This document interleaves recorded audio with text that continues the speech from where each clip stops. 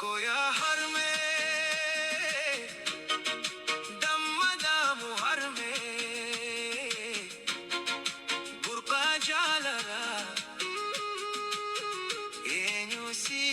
madala yomu sinilala ofifo sohinyatin anafkan kusattu ofifo sohin rafin anana urursitu ya har meko ya ishe gari jalalike hin kabu hirari sinhaegu inni uma dangahin qabduhuma galana jalala situ hunda chala enyutu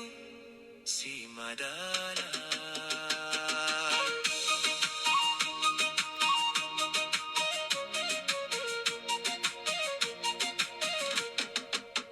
si idar qichiko kan haran nagare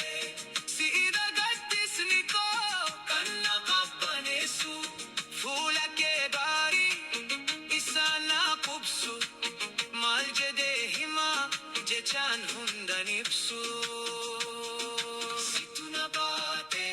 je asagal butu situna obase harka ke mergu galanni ke gutta hin fiksu hunda